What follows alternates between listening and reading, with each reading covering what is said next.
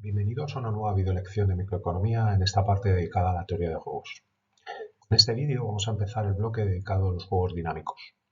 En esta ocasión hablaremos de los conceptos básicos para entender un juego dinámico y posteriormente en otros vídeos veremos cómo encontrar la solución en dichas situaciones o en dichos juegos. Lo primero que tenemos que tener claro para entender los juegos dinámicos es qué son. Vamos a definir un juego dinámico de forma residual, es decir, entendemos como juego dinámico cualquier juego no estático. Por tanto, estos juegos se caracterizan por cumplir al menos una de estas dos propiedades.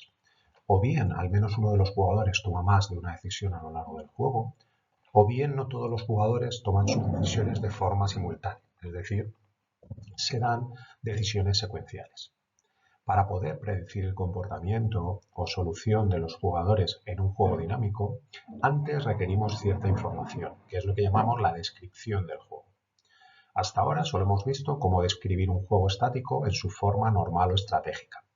Pues bien, aparte de su forma estratégica, todo juego, tanto estático como dinámico, puede describirse también en lo que llamamos su forma extensiva.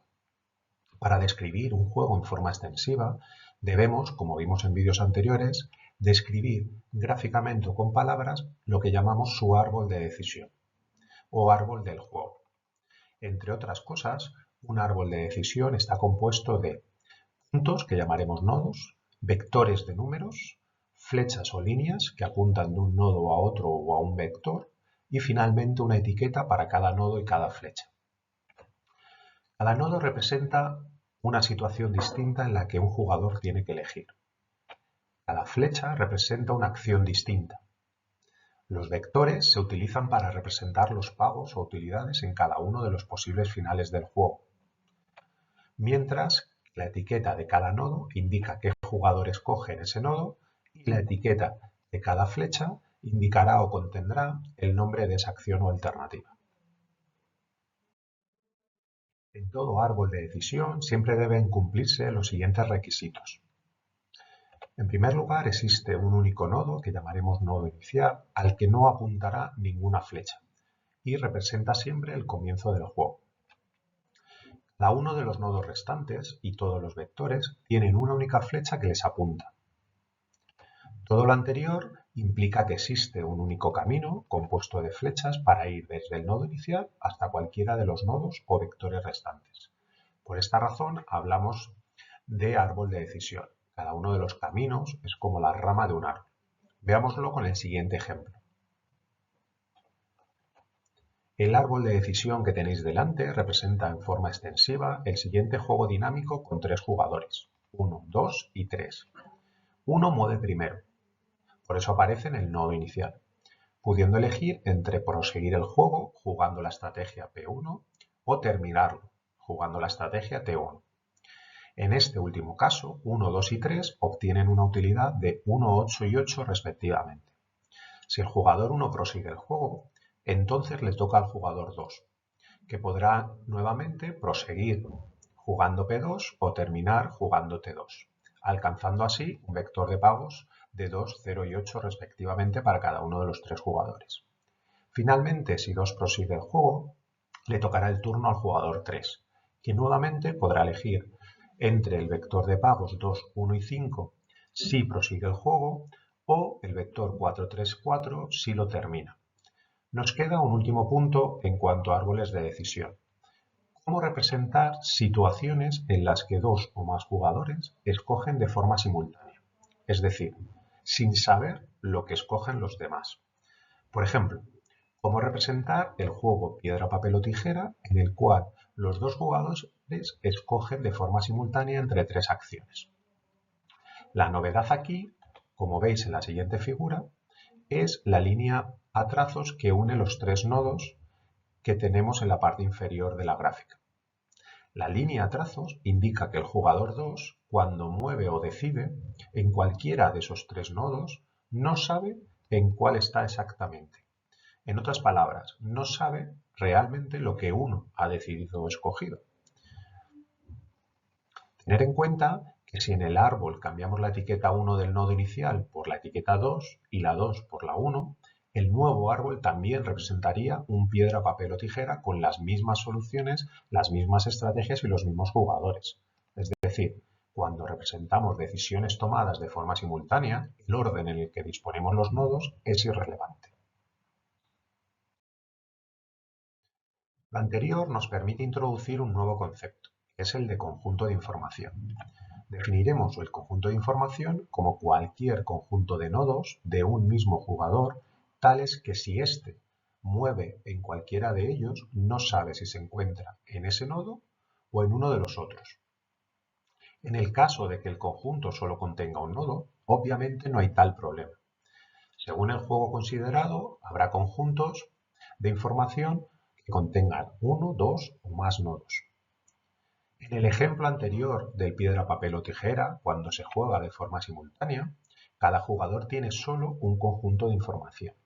Sin embargo, si el juego se juega de forma secuencial, como vimos en el árbol anterior, el jugador 2 tendrá 3 conjuntos de información, mientras que el jugador 1 solo tendrá un conjunto de información.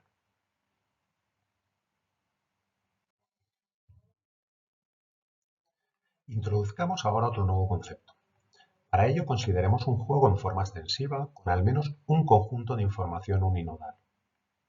Llamemos n al nodo correspondiente, teniendo en cuenta que tiene que ser distinto del nodo inicial.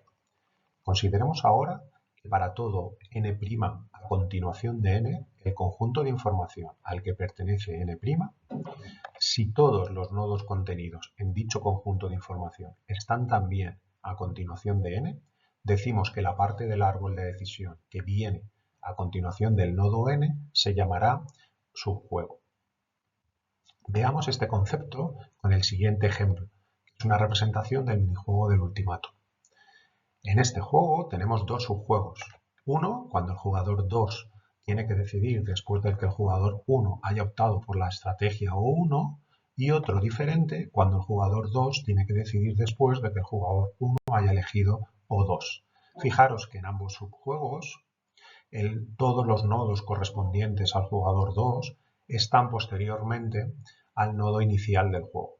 Por eso decimos que cada una de estas dos partes del árbol de decisión formará un subjuego independiente. En juegos estáticos que veíamos en vídeos anteriores, una estrategia es simplemente una acción.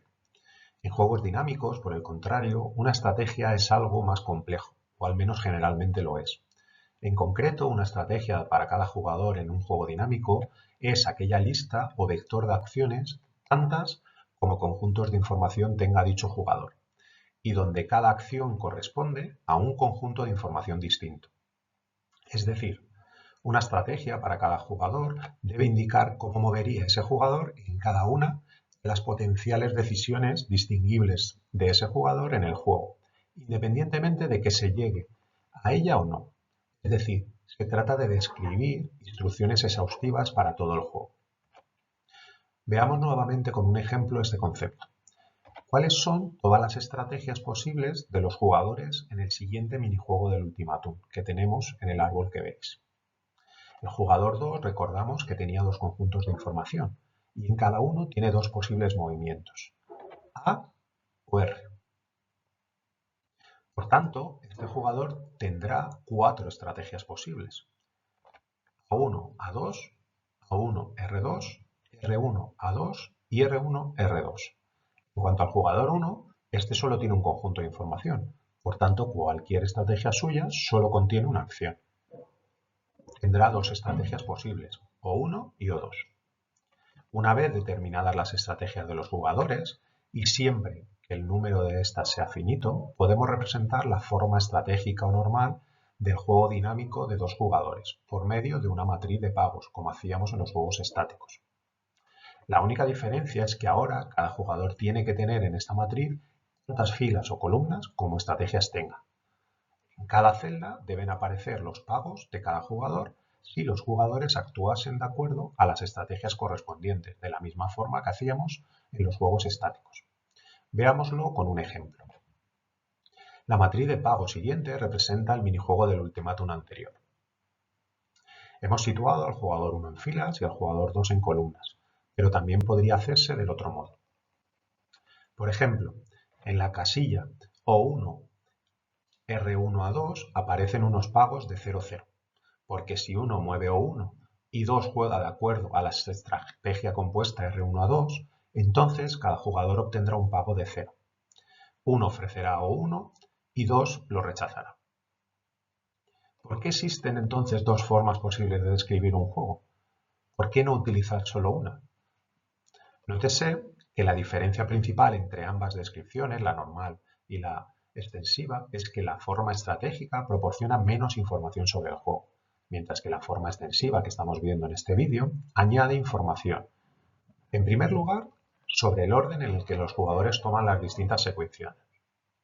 En segundo lugar, lo que cada jugador sabe a la hora de tomar una decisión sobre cómo se comportaron o decidieron el resto de jugadores previamente. Pues bien, la mayoría de los teóricos piensan que la información contenida en la forma matricial es suficiente para predecir el comportamiento de los individuos en juegos estáticos. Por eso, no hablamos de la forma extensiva en los vídeos anteriores, mientras que en juegos dinámicos muchos teóricos piensan lo contrario, y por ello prefieren usar la forma extensiva o árbol de decisión. Sin embargo, esto es un punto abierto a debate.